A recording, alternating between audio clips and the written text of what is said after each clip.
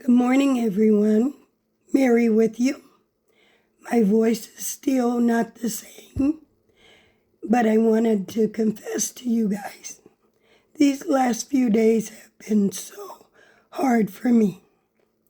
Not having a voice, not being able to talk. Couldn't even talk to my kids. Couldn't talk to you guys. I got in a habit of being with you. So many days, 38 days in a row, without missing a beat. And I thought I could keep it up. But sometimes plans throw you a curveball.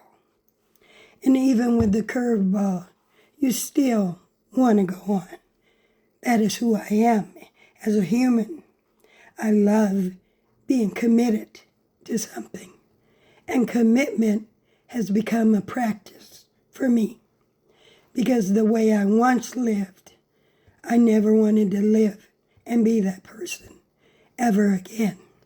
So I've made a commitment for over 25 years, 30 years almost, to never look back and to always press forward and give you the best of who I am. So I wrote something for you for day 39. I want to thank you guys for having been with me all these days. And I hope you didn't feel let down, because for me, I felt I let you down. And I have to break those thinking patterns, because that's negative. It's not the truth. It's the truth I told myself. Peace in the real world, conflict, day 39. That's the topic I chose. There's a myth we need to clear up. Peace does not mean the absence of conflict. It means the presence of regulation. In the real world, conflict happens. You know it, I know it, at work, at home, in families, in systems, and sometimes inside ourselves. Choosing peace doesn't mean you avoid hard conversations or pretend everything is fine. It means you stay grounded because you've learned how to ground yourself now. It doesn't just happen. You're grounded enough to respond instead of subconsciously reacting. Over years of lived experience, being in dialogue, inside prisons, inside community forums, inside courtrooms, inside my own family. This experience of lessons learned in the field. I need to have a drink. This dysregulation escalates conflict. Regulation transforms it. Let me say again. Dysregulation in our thinking, in our bodies, escalates conflict. Regulation transforms it. That's why I love being regulated. Peace and conflict often looks quieter than we expect. It looks like pausing before responding. It looks like lowering our voices instead of elevating them. It looks like choosing not to match everyone else's intensity. I don't have to win every battle. It looks like staying with your values even when others don't value them. And that's okay. You see, when another person is being who they are, I've learned they're okay with that. And if I can get okay with it and it works for my value system, then I will be okay with it. But if it goes against the grain of what's inside of me that I've chosen to be free of, I will not engage. Peace does not require you to accept disrespect, but it doesn't have to cause me to get disrespectful back with you either. It requires you to decide how much access someone gets to you in the moment. What do you need? What are you willing to let go of? What do you want? See, wants and needs are not always the same. I believe we many times get what we need at some point, but we don't always get what we want.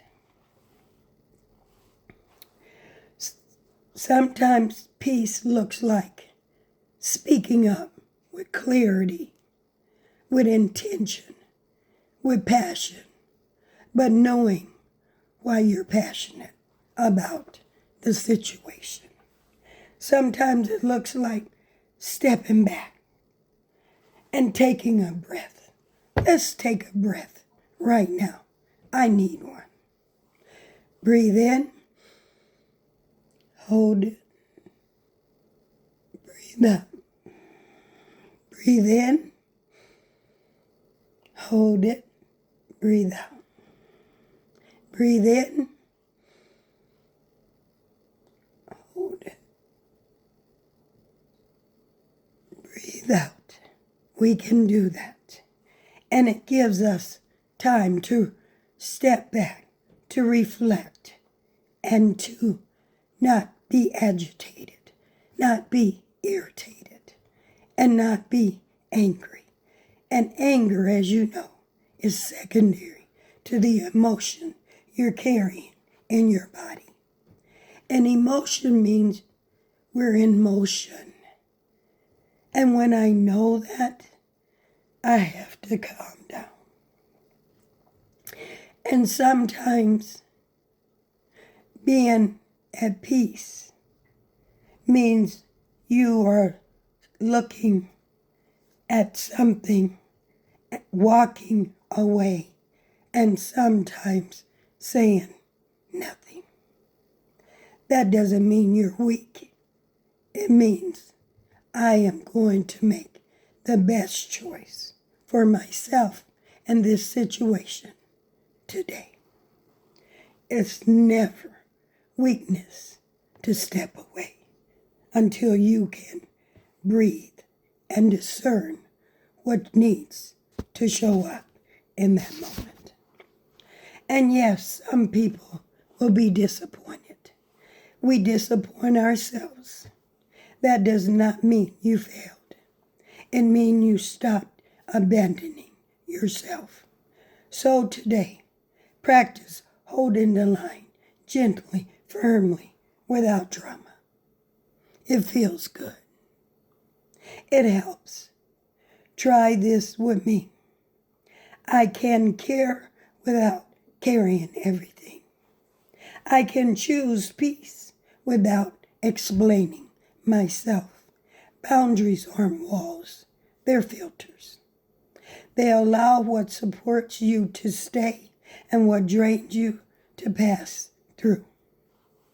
And as you move through today, notice where you're tempted to overgive, over-explain, or override your own needs. Pause, breathe, choose. Even if it feels different, even if it feels unfamiliar. Growth often feels like restraint before it feels like freedom. Thank you for continuing this work with me. Thank you for choosing yourself with intention. Peace is maintained not by what you avoid, but by what you consistently honor within yourself. This has been a joyous moment, and I will be seeing you on day 40. Thank you for those who have subscribed. Thank you for those who bear with me and this voice. Thank you for caring about yourself and the ones you love. I will check out now. Please subscribe. Please like. Please share. Even if you don't, I will continue showing up, the Lord willing. Have a great day. I love you.